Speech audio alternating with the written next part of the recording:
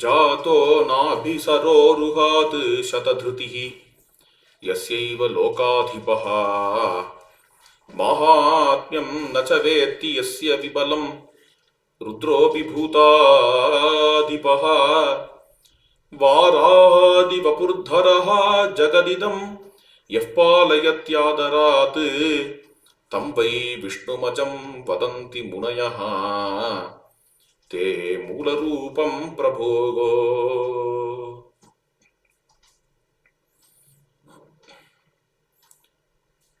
மேலும் ஸ்ரீ ராம தத்துவத்தை விளக்கக்கூடிய ஸ்லோகம் இது.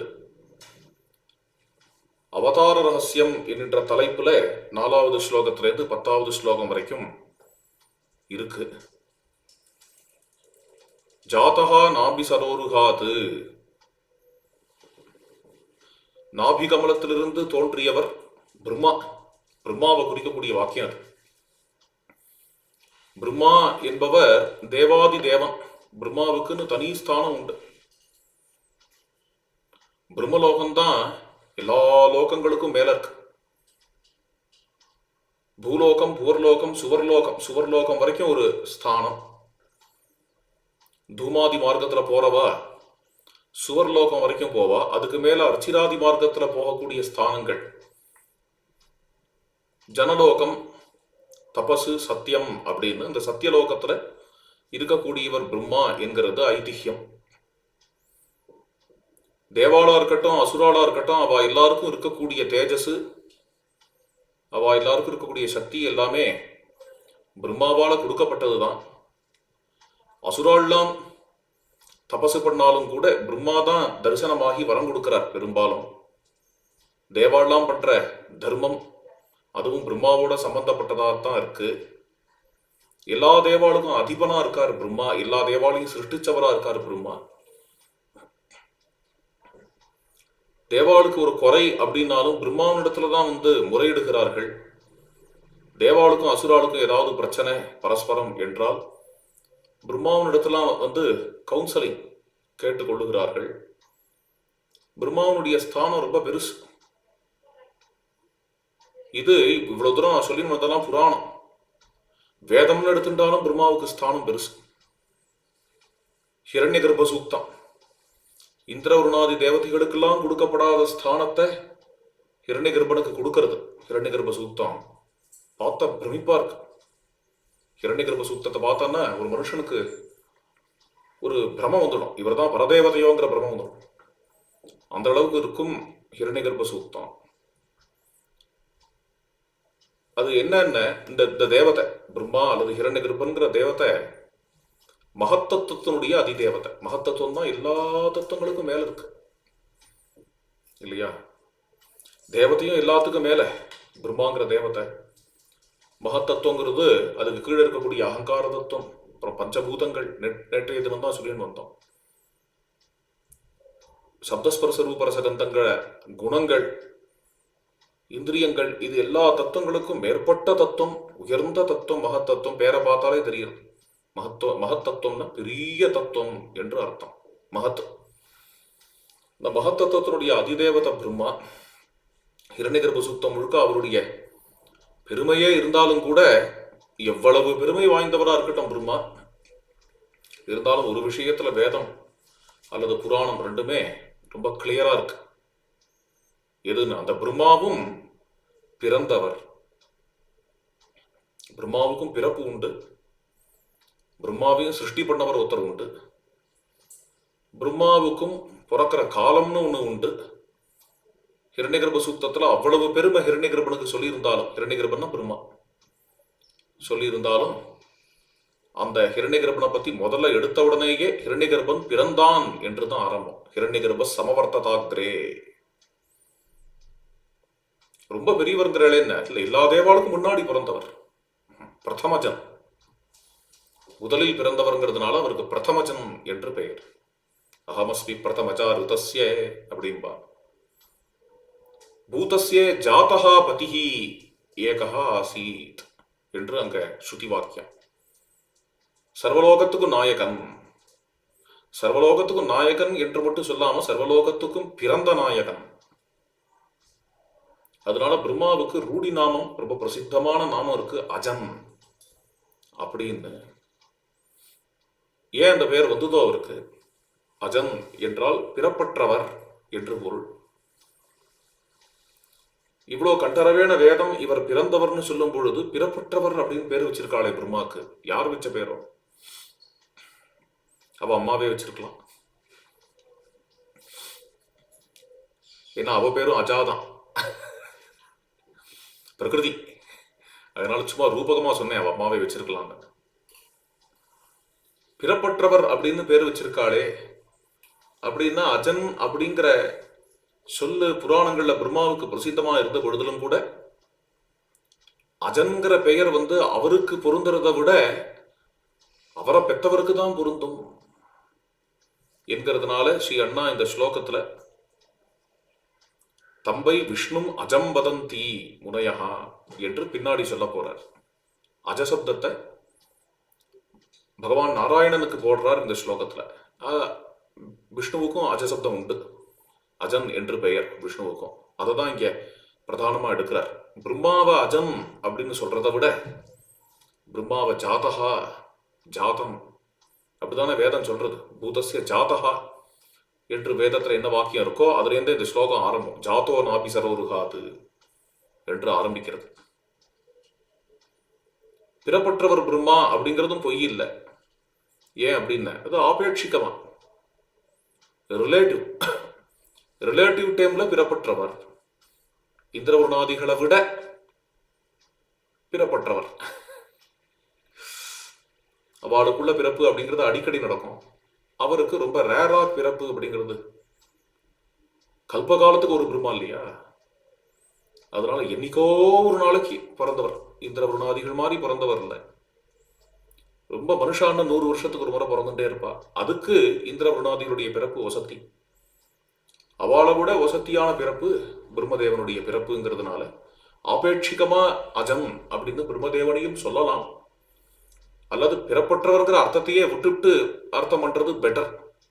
பிரம்மாவுக்கு அஜன்கிற சொல் வரும் பொழுது அஜகதவுங்கிற தாத்துலேருந்து கதிசீலம், சிருஷ்டி அவருடைய காரியமா இருக்கிறதுனால, ரஜக்காரியம் அவரிடத்துல இருக்கிறதுனால கதி பிரதானம்ங்க. காமஸ்ததக்ரே சமவர்த்ததாதி என்றெல்லாம் வருதே. அப்பேற்பட்ட அகண்ட சமுத்திரத்துல முதல்ல எழுந்த அலை, அதுல ஸ்பந்தம் இருக்கிறதுனால அவர் கதிசீலஹா அஜஹா என்று பிரம்மாவுக்கு அர்த்தம் பண்றது ரொம்பவே பொருத்தம்.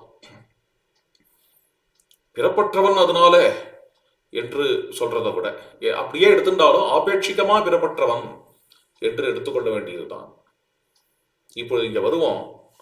அஜன்கிற சொல்ல விட பிரம்மாவுக்கு ஜாதகா என வேதமே சொல்ற ஒரு வாக்கியமாக இருக்கிறதுனால பூதஸ்ய ஜாதகா பதிரேகை ஆசீத்து அப்படிங்கிற வேத வாக்கியம் இங்க ஜாதோ நாபிசரோருகாது என்று விழுந்திருக்கு. இவ்வளவு மகிமை உடையவராக பிரம்மதேவன் இருந்தாலும் அந்த பிரம்மதேவன் பிறந்தவரே என்கிறத நாம் நினைவு வைத்துக் கொள்ள வேண்டும். எதுக்கு இவ்வளவு சொல்றேன் அப்படின்னா, லோகாதிபம் பிரம்மா, சததிருதிகி யசீவ லோகாதிபா, இதெல்லாம் பிரம்மாவோட மகாத்மியம். ஆனால் அப்பேற்பட்ட பிரம்மாவும் எவருடைய மகாத்மியத்தை அறிஞ்சது இல்லையோ, மகாத்மியம் நச்சவேத்தி யஸ்ய விமலம், அந்த பிரம்மாவே யாருடைய மகாத்மியத்தை அறிந்ததில்லையோ, அந்த பிரம்மாவனத்திலேருந்து தோன்றிய பிரஜாபதிகள் தான் அறிவாளான்னு. சாட்சாத் பிரம்மாவே அறியலன்னு. ருத்ரோபி பூதாதிபகா, பிரஜாபதிகளுக்கெல்லாம் தலைவர். பிரம்மதேவனிடத்திலேருந்து முதல்ல வந்தவர். அதுக்கப்புறம் பார்த்தேன்னா மற்ற பிரஜாபதிகள்லாம் வரிசையா வரா. இவாளுக்கெல்லாம் விஸ்வ சிருட்டுக்கள்னு பேர். ஜகத்தையே சிருஷ்டி பண்ண ஒரு கூட்டம். எல்லாம் தத்துவம், அத்தனையும் தத்துவம். மகத்தத்துவம், அகங்கார தத்துவம், அதுக்கு கீழ்பட்ட பலவேறு தத்துவங்கள், இவைகளால ஜெகத்து உண்டாச்சு. இந்த தத்துவங்களுக்கு அங்க ரீச் இல்லைன்றது. சாட்சாத் மகத்தத்துவமாகவே இருந்தாலும், சாட்சாத் பிரம்மதேவனாகவே இருந்தாலும், அதுக்கப்புறம் வந்த பிரஜாபதிகளாக இருந்தாலும், யாருக்கும் எந்த இடத்துல ரீச் இல்லையோ, யாருக்கும் எவருடைய மகாத்மியம் புரியாததோ என்று. ஏன் புரியாததுக்கு என்ன இருக்கு அப்படின்னா, ஜாத்தனா இருக்கிறதுனாலயே புரியாது. ஏன் அப்படின்னா, அது இவர் பிறக்கிறதுக்கு முன்னாடி உள்ள மகாத்மியம். அப்படி எடுத்துன்னு போனோம். ரொம்ப கம்பீரமான விஷயம். இவர் பிறக்கிறதுக்கு முன்னாடி பிரம்மதேவனோ அல்லது மகத்தத்துவமோ அகங்கார தத்துவமோ இதெல்லாம் தலையெடுக்கிறதுக்கு முன்னாடி இவருடைய மகாத்மியம் ஒன்றே இருந்ததோ அதை பிறப்பு உடைய இந்த பிரம்மா அல்லது மகத்தத்துவம் அகங்கார தத்துவம்லாம் எப்படி ரீச் பண்ண முடியும் அப்படிங்கிறது தான் இங்க ஜாதகா இருக்கிறதுனாலேயே புரியாதுங்கிறதுனாலேயே அந்த வாக்கியம் ஜாதகான்னு விழுந்திருக்கு. இது எல்லாம் பிறக்கிறதுக்கு முன்னாடி என்ன இருந்தது? சாட்சாத் மகத்துவமே தோன்றுவதற்கு முன்னாடி என்ன இருந்தது? வேதம் விசாரம் பண்றது. நாசதாசீந்தோ சதாசி ததானீம் நாசீத்ரஜோ நோ வியோமா பரோயத் கிமாவரி வக்குஹகஸ்ய சர்மன் அம்பः கிமாசீத் கஹனம் கபீரம் ந மிருத்யுரமிருதம் தர்ஹி ந ராத்ரியா அன்ஹ ஆசீத் பிரகேதः ஆனீதவாதக் ஸ்வதயா ததேகம் யஸ்மாத்தான்யன்ன பரஹ் கிஞ்சனாசே ந அசத்து ஆசீத். ஜகத்தினுடைய சிருஷ்டிக்கு முன்னாடி என்ன இருந்ததுப்பா? ஜகத்தினுடைய சிருஷ்டிக்கு முன்னாடி எதுவுமே இல்லை, எதுவுமே இல்லை என்று சொல்லிவிட்டா அப்போ சூன்யத்திலேருந்து ஜகத்து வந்துடும்னு எடுத்துன்ற போறானேங்கிறதுனால இல்லாமைங்கிறது இல்லை. ஜகத்தினுடைய சிருஷ்டிக்கு முன்னாடி இல்லாமைங்கிறது இல்லை. ந அசத் ஆசீத் நோ சதாசீத். இல்லாமைங்கிறது இல்லைன்னா அப்போ ஏதோ ஒன்று இருந்திருக்கணும். எந்த ஒரு விஷயம் இருந்தது என்று கேட்கணும்னா எந்த ஒரு விஷயமும் இல்லை. எந்த ஒரு விஷயமும் இல்லைன்னா அப்போ ஒண்ணுமே இல்லைன்னு தானே சொல்லணும். இல்லாமையே இல்லை அப்படின்னு தானே சொல்லி ஆகணும். இல்லாமைங்கிறதும் இல்லை, இல்லாமைங்கிறது இருந்ததுன்னு தானே சொல்லி ஆகணும். இல்லாமைங்கிறதும் இல்லை.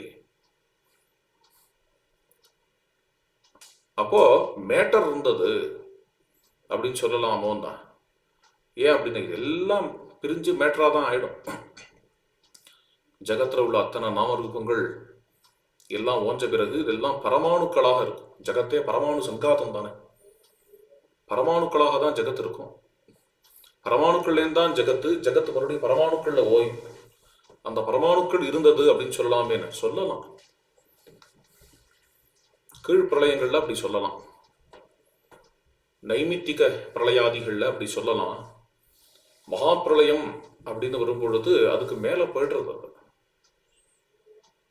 நாசீத் ரஜஹா. ரஜஹாங்கிறத மேட்டர்னு அடியன் எடுத்துக்கிறேன். பொருத்தமான அர்த்தம். ஜட சங்காதம். அந்த ஜட சங்காதம் சிருஷ்டிக்கு முன்னாடி இருந்தது இல்லை.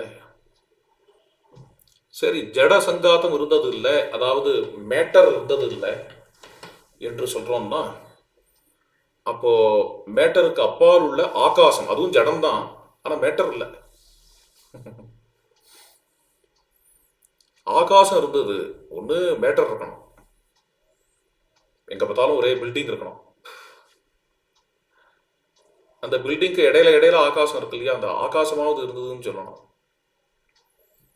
பூமி இல்லைங்கிறது புரியறது.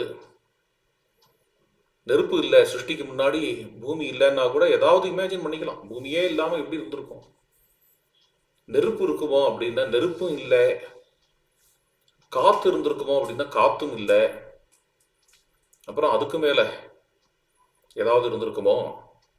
ஆகாசம் இருந்ததுன்னு சொல்லலாமோன்னா ஆகாசமே இல்லை. ஆகாசமே இல்லைன்னு ஒரு காலம். ஆகாசம்னா மேல பாக்குறோமே, மானம், வானம், ஸ்கை, அது இல்லை. வாஸ்தவத்துல ஸ்கைனே ஒண்ணு கிடையாது, என்னைக்குமே கிடையாது. ஸ்கைங்கிறது நம்ம பார்க்குற பார்வை தான். ஆகாசங்கிறது ஸ்கை இல்லை. ஆகாசங்கிறது ஸ்பேஸ். இந்த ஸ்பேஸ் மேல மட்டும் இல்லை, நம்மளை சுத்தி இருக்கு, நம்ம எல்லாரையும் தாங்கிட்டு இருக்கு. அதுக்குதான் ஸ்பேஸ்னு பேரு. அந்த ஸ்பேஸ் கூட இல்லை. நாசீத் ரஜோ நோ வியோமா பரோயத் கிமாவரி வஹா குஹகஸ்ய சர்மம். வேற என்னதான் இருந்தது? ஆகாசமும் இல்லை, பஞ்சபூதங்களும் இல்லைன்னா வேற என்னதான் இருந்தது அந்த சமயத்துல? அப்படிங்கும் பொழுது அம்பக்கிமாசீத் கஹனம் கபீரம். அந்த சமயத்துல தேவாலும் இல்லை, மர்த்தியாலும் இல்லை. ந மிருத்யு அமிர்தம் தருகின. ராத்திரியும் இல்லை பகலும் இல்லை, பகல்லேருந்து ராத்திரி வித்தியாசப்படலை, ராத்திரியிலேருந்து பகல் வித்தியாசப்படலை. ராத்திரியா அன்ஹா ஆசீத் பிரகேதா. அப்போ இருந்த ஒன்றே ஒன்று ஆனீத் அவாத்தம் சொதயா தது ஏகம். தது ஏகம், அது ஒன்றே இருந்தது. அது ஒன்றே இருந்ததுன்னு சொன்ன போறாதா? அங்க வாக்கியம் அப்படி இல்லை. அது ஒன்றே மூச்சு விட்டது. ஆனீத் ததேகம் ஆனீத், அது ஒன்றே மூச்சு விட்டது. அது ஒன்றே மூச்சு விட்டதுன்னு சொல்றதுல என்ன துவனி? அது ஒன்றே இருந்தது அப்படின்னு மட்டும் சொல்லிட்டு போயிடலாமே. அது ஒன்றே மூச்சு விட்டதுன்னு சொல்லுவானேன்னா அது காரணம் இருக்கு. அதை சித்துன்னு காட்ட விரும்புறது வேதம், அதனால மூச்சு விட்டதா சொல்றது. அது ஒன்றே மூச்சு விட்டதுன்னா என்ன அர்த்தம்னா அது சைதன்யம். அது சித்துன்னு காட்ட விரும்புற வேதம் அது ஒன்றே மூச்சு விட்டதுன்னு சொல்றது. ஆனீத் ததேகம், அது மூச்சு விட்டதுங்கிறது லட்சணையாதான். மூச்சு விட்டதுன்னா காத்து இருந்தாதானே மூச்சு விட்டு விட முடியும்னு கேட்கக்கூடாது. சிருஷ்டிக்கு முன்னாடி காத்தே இல்லை, இது எப்படி மூச்சு விடும் அப்படின்னு கேட்கக்கூடாது இல்லையா? அதனால வேதம் சொல்றது அது ஒன்றே மூச்சு விட்டது, ஆனால் காற்றுனால அல்ல. காற்றுனால மூச்சு விடலை, ஆக்சிஜன் இல்லை, காற்று இல்லை, அதனால மூச்சு விடலை. ஆனீத் அவாதம், பின்ன எதனால மூச்சு விட்டுதுன்னு? அது தன்னாலேயே மூச்சு விட்டுடுது. விடப்படுற மூச்சும் அதுதான், விடுறதும் அதுதான். அப்படி தன்னாலேயே தானே மூச்சு விட்டுட்டு, அதுக்கு மூச்சு விடுறதுக்கு வேற ஒரு காத்து தேவைப்படலை. அது தானா இருத்தால் மூச்சு விட்டுது. ஸ்வதயா ததேகம். அந்த சமயத்துல சிருஷ்டிக்கு முன்னாடி ஆகாசமும் தோன்றாத காலத்துல எஸ்மாத் தான்யன் நவர கிஞ்சனாச, அதை தவிர வேற எதுவுமே இருந்தது இல்லை. எந்த ஒன்றத்தை பத்தி இப்பொழுது பேசுறேனோ அதை தவிர வேற எதுவுமே இருந்தது இல்லை அப்படின்னு ஒரு தத்துவத்தை வேதம் சொல்றது. அப்படி ஒரு தத்துவத்தை சொல்றது சொல்லி அதுக்கப்புறம் இந்த தத்துவத்தை பத்தி யாருக்கு தெரியும், இந்த தத்துவத்தை இப்ப சொல்றேனே இதை பத்தி யாருக்கு தெரியும் அப்படின்னு ஒரு கேள்வி வேற. குத ஆஜாதா குத இயம் விசிருஷ்டிஹி அர்வாக் தேவா அஸ்ய விசர்ஜனாய அதா கோவேத யதா பபூவ இயம். மேல சொல்லிட்டு போறது, குத ஆஜாதா குத இயம் விசிருஷ்டிஹி, எங்கேன்னு இந்த ஜகத்து எல்லாம் வந்தது, எதனுடைய ஒரு ஆதாரத்தில் நிற்கிறது என்கிறத பத்தி யாருக்குமே தெரியாது. யாருக்குமே தெரியாது. ஜெகத் சிருஷ்டிக்கு முன்னாடி என்ன இருந்தது, எப்படி இருந்தது, தேவாளுக்கெல்லாம் கூட தெரியாது. ஏன் தெரியாதுன்னு, அவள்லாம் சிருஷ்டிக்கு அப்புறம் பிறந்தவா தானே. அர்வாக் தேவா அஸ்ய விசர்ஜனாய அதா கோவேத யதா பபூவ இயம் விசிருஷ்டிர் யதா பபூவ. இந்த சிருஷ்டியினுடைய மூல காரணம், அந்த மூல காரணம் சிருஷ்டிக்கு முன்னாடி அது எப்படி இருந்திருக்கும் அப்படிங்கிறத பத்தி தேவாளுக்கும் தெரியாது. அதுலயும் என்னன்னு இன்னும் கொஞ்சம் ஓவர். அது யோ அஸ்யாத்யக்ஷ பரமே வியோமன், பரமாகாசத்துல இந்த ஜெகத்தினுடைய அத்தியக்ஷனா ஒருத்தர் உட்கார்ந்துட்டு இருக்காரே, ஜெகத்தினுடைய தலைவரா. சோ அங்க வேத எதிவா நவேத, அவருக்கும் தெரியுமோ தெரியாதோ, அவருக்கும் இதை பத்தி தெரியுமோ தெரியாதோ. யார சொல்றதுன்னு இரணிகர்மனை தான் சொல்றோம். பிரம்மலோகத்துல ஆச்சரியமா எழுந்தருளி இருக்கக்கூடிய சமஸ்த தேவதைகளுக்கும் அனுகிரகம் பண்ணக்கூடிய தேவாசுரால் எல்லாருக்கும் தலைவரா இருக்கக்கூடிய ஹிரண்ய கர்ப்பன். அந்த ஹிரண்ய கர்ப்பனுக்கு இது விஷயமா தெரிஞ்சிருக்கலாமே, பிரம்மாவுக்கு இது விஷயமா தெரிஞ்சிருக்கலாமே என்றால் என்றால் அப்படின்னு கேள்வியை கேட்டுட்டு அவருக்கே தெரியுமோ தெரியாது. அவருக்கு தெரியாதுன்னு சொல்றது அவ்வளோ கௌரவமா இருக்காது. அதனால அவருக்கே தெரியுமோ தெரியாது. ஏன் அப்படி சொல்லிவிட்டேன் அப்படின்னா, அவரும் அப்புறம் பிறந்தவர் தானே. சிருஷ்டியோட ஆரம்பத்துல பிறந்திருக்கலாம், சிருஷ்டியோட ஆரம்பத்திலேருந்து எல்லாம் தெரிஞ்சிருக்கலாம். சிருஷ்டிக்கு முன்னாடி என்ன இருந்ததுன்னு தெரியாதே, அதுக்கப்புறம் பிறந்தவர் தானே. அதனால அவருக்கே தெரியாதோ தெரியுமோ அப்படிங்கிற ஒரு கேள்வியில கொண்டு வந்து முடிச்சுடுறது. ஆனா இந்த இந்த இந்த பிரபஞ்சத்துக்கு எது மரமா இருந்திருக்கும், எது இந்த மரத்திலேருந்து உண்டாக்குற எக்யூப்மெண்ட்டா இருந்திருக்கும், எது தச்சனா இருந்திருக்கும் என்றெல்லாம் கேள்வியை கேட்டுண்டு அப்புறம் எஜுர்வேதத்துல அதுக்கு பதில் சொல்றது பிரம்ம வனம் பிரம்ம சவிருட்ச ஆசீத் அப்படி. பிரம்மமே வனம், பிரம்மமே அந்த எக்யூப்மெண்ட், பிரம்மமே தச்சன். இதுலேருந்து இந்த ஜகத்து எதோ தியாவா பிருத்திவி என்று சொல்லும்படியாக அதுலேருந்து இந்த ஜகத்து உண்டாச்சு என்று அழகா சொல்றது. இப்படிப்பட்ட அத்தியந்த சத்தியமா இருக்கக்கூடிய பரமார்த்த சத்தியமா இருக்கக்கூடிய பிரம்மஸ்வரூபம், ஜகத்து சிருஷ்டிக்கே முன்னாடி இருந்த ஒரு பிரம்மஸ்வரூபத்தை ஜகத்து சிருஷ்டிக்கு அப்புறம் வந்த காரிய பிரம்மமோ அல்லது ஜகத்து சிருஷ்டிக்கு அப்புறம் வந்த தேவாளோ ஹிரண்ய கர்ப்பனோ இவாள்லாம் எப்படி தெரிஞ்சிட்டு இருப்பா அப்படின்னு வேதம் சொல்றது இல்லையா? அதே தான் இந்த ஸ்லோகத்துல ஜாதகா நாபி சரோருகாத்து சததிருதி. பிரம்மாதி தேவதைகள் கூட ராமா உன்னுடைய மகாத்மியத்தை புரிஞ்சுட்டு இருக்கான்னு சொல்ல முடியாது. மகாத்மியம் நச்சவேத்தி அஸ்ய விமலம். ராமாயணத்திலே வரக்கூடியதுதான் இது. நவிதுகு கோ பவானிதி பிரம்மா சொல்றார் ராமரை பார்த்து, பிரபோ ராகவா நீர் யார் என்று இதுவரைக்கும் யாரும் சொன்னதும் இல்லை தெரிஞ்சின்றதும் இல்லை. ஏதோ எப்படி நடமாடுறீர் பார்க்குறோம், இப்படி வரீர் போறீர், உங்க ஆழத்தை யாரும் கண்டதும் இல்லை, உங்களை யாரும் தெரிஞ்சின்றதும் இல்லை. மனுஷாலாம் கடவுளை பத்தி விசாரம் பண்றாரு இல்லையா? அப்படிதான் தேவாலும் விசாரம் பண்ணுவாளாம், பிரம்மாவே விசாரம் பண்ணுவாராம். பிரம்மாவே விசாரம் பண்ணுவாராம். அவாவாளுக்கு எட்டிய வரைக்கும் அவாவாளுக்கு புரியும். நம்மளை விட பிரம்மாவுக்கு பல கோடி மடங்கு ஜாஸ்தி புரிஞ்சிருக்கலாமே தவிர இருந்தாலும் கூட அவருக்கு புரிஞ்சதும் ரொம்ப சுமார் தான் அப்படிங்கிறதான் இங்க வந்து நவிதுகு கோ பவானிதி. என்ன சொல்ல முடியும் அப்படின்னு, அஜம் விஷ்ணு பிறவியே அற்ற மகாவிஷ்ணு இவர் அப்படின்னு சொல்ல முடியும்.